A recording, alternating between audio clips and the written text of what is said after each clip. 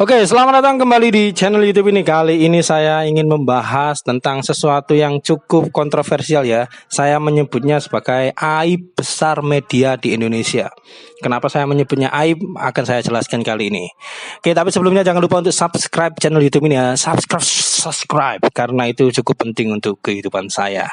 Oke, langsung saja saya akan membahasnya. Oke. Ya, seperti yang kita ketahui, negara kita itu adalah negara yang cukup rentan terhadap bencana alam karena banyaknya gunung dan lain sebagainya. Kita itu negara agraris tapi sering banjir. Kita itu negara yang hutannya lebar tapi sering banjir. Kita itu banyak gunungnya tapi kita nggak pernah siap kalau misalnya ada bencana gunung dan lain sebagainya. Oke, Indonesia sering mengalami rasa duka karena bencana alam. Dan beberapa hari ini ya, di awal April terutama ada badai, hujan deras, banjir dan lain sebagainya melanda berbagai wilayah di Indonesia dan menyebabkan banjir dan longsor termasuk di wilayah timur Indonesia. Ya, sebut saja Nusa Tenggara Timur dan Nusa Tenggara Barat.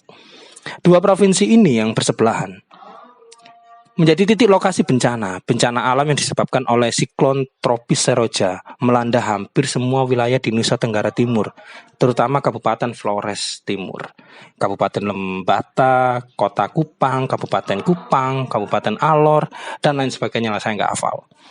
Sementara di Nusa Tenggara Barat, beberapa wilayah juga mengalami hal yang serupa, dan paling parah itu di daerah Bima. Menurut data Badan Nasional Penanggulangan Bencana, ada sekitar 7.500-an unit rumah terendam. Ini terendam air ya, bukan terendam air mata ini. Terendam air banjir dengan ketinggian air 50-200 meter. Anda bisa bayangkan setinggi apa itu. Lebih tinggi daripada badan Anda dan lebih tinggi daripada harapan Anda. Sementara itu ada 23 ribuan jiwa terdampak di Kabupaten Bima. Dan rilis terbaru pada tanggal 6 April 2021, setidaknya ada 128 orang meninggal dunia di Nusa Tenggara Timur. Bencana yang terjadi di Nusa Tenggara Timur khususnya menjadi bencana terbesar dalam 10 tahun terakhir.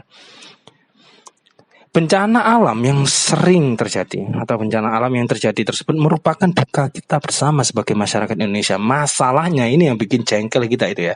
Di balik duka tersebut beberapa hari ini ternyata media-media di Indonesia itu malah sibuk, malah fokus memberitakan pernikahan Atta Halilintar dan Aurel Hermansyah. Saya nggak membenci Atta Halilintar atau Aurel Hermansyah, tapi yang saya gelisahkan di sini, saya nggak membenci apapun ya, tapi cukup gelisah.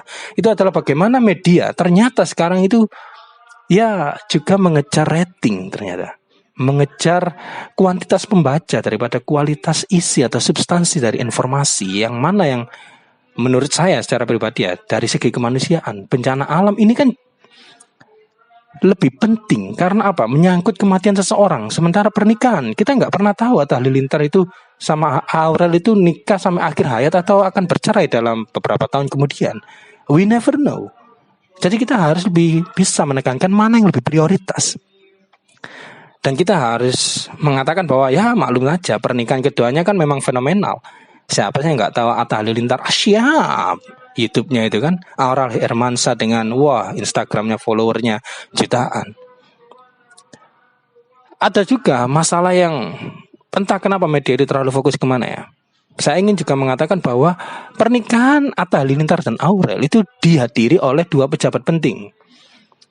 Dan akhirnya acara ini begitu penting sampai menyorot mata banyak orang karena Pak Presiden kita yang maha segala-galanya itu ya, Presiden Republik Indonesia yang saya hormati, Joko Widodo, dan Menteri Pertahanan Republik Indonesia, Prabowo Subianto. Keduanya itu hadir.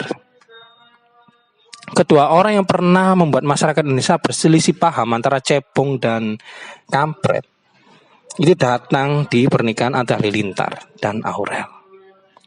Mereka duduk bersama menjadi saksi pernikahan seolah-olah ya ini adalah pernikahan yang agung.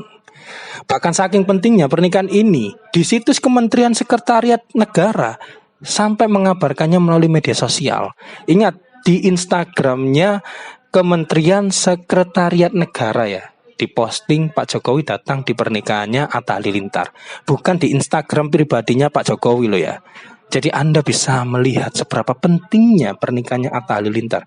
Saya nggak tahu ya, apakah Atta Halilintar itu pajaknya itu 100.000 kali lipat lebih banyak daripada satu orang masyarakat biasa ya di Indonesia. We never know. Oke, kemudian poin kedua yang ingin saya katakan. Pernikahan ini disiarkan langsung oleh salah satu stasiun televisi nasional yang cukup besar. Beberapa stasiun televisi publik di Indonesia menyiarkan juga acara pernikahan ini. Sebenarnya bukan dari pernikahan saja, pranikah juga sudah ditayangkan. Dengan jumlah subscriber YouTube dua keluarga besar ini mempelai memang memiliki daya tarik untuk masyarakat, sehingga stasiun televisi yang seharusnya menjadi saluran publik lebih memilih atau lebih condong untuk menayangkan acara artis panutan ini, atau sebut saja artis influencer. Asyap. Belum lagi tamu undangan sesama artis yang menghadiri, sehingga jadi alasan bagi televisi atau media apapun untuk menayangkannya. Ingat, media itu juga butuh duit, dan mereka butuh penonton, butuh pembaca, sehingga sesuatu yang sekiranya lebih menghasilkan uang itu lebih penting, meskipun harus menyingkirkan nilai-nilai kemanusiaan. Jadi dua alasan ini ya menjadi alasan terbesar akan fenomenalnya pernikahan Atta Halilintar. Media di televisi dan saluran lainnya itu seakan-akan tidak kehabisan informasi akan pernikahan ini. Diubek-ubek, dibakar sampai meluap-luap.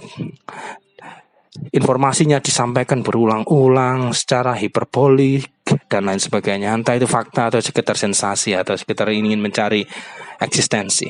Minim sekali informasi yang mengenai berita tentang bencana di Indonesia Timur. Seakan-akan semua media tidak peduli akan derita dan nestapa yang dirasakan oleh saudara kita yang ada di Indonesia Timur itu. Saya juga semakin geram ya. Tentunya ini bukan cuma diri saya rasa banyak orang juga di jagat media sosial itu menyampaikan tagar Pray for NTT menjadi trending teratas. Tapi ingat, trending itu tidak akan menyelamatkan seseorang. Sikap kita, aksi kita, dan media menyampaikan informasi untuk menyebarkan informasi kita agar aksi kita menjadi lebih masif, itu yang seharusnya lebih penting. Jika Jakarta sentris dan orientasi bisnis yang dimiliki media nasional ini menyebabkan ketidakadilan ekonomi, politik, dan budaya, maka pemberitaan bencana dan lainnya di luar Jakarta yang minim menjadi bukti nyata betapa bobroknya dunia penyiaran publik di Indonesia yang memang sudah dikuasai oleh korporasi dan konglomerat media yang hanya menekankan bisnis daripada informasi. Ya, itu saja yang bisa saya katakan kali ini ya. Jadi saya cukup merasa kasihan, tapi ya kalau kasihan aja nggak bisa menyelamatkan. Tapi memang saya nggak memiliki daya dan upaya untuk menyelamatkan. Tapi semoga konten ini ya bisa menjadi pembuka kita bahwa media itu tidak netral.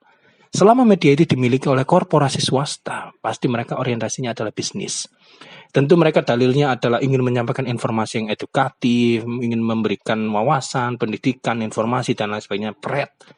Selama kalau kita itu ingin jualan, kita pasti orientasinya adalah keuntungan. Dan itu juga yang dilakukan oleh media. Oke? Jadi jangan pernah percaya oleh apapun. Karena kadang apa yang kita percaya itu selalu mengecewakan kita. Sama kayak pacar Anda itu ya. Anda terlalu percaya pada kata-katanya janji menikahi, tapi nyatanya dia memutuskan Anda. Oke, itu saja yang bisa saya katakan kali ini ya. Thanks for watching.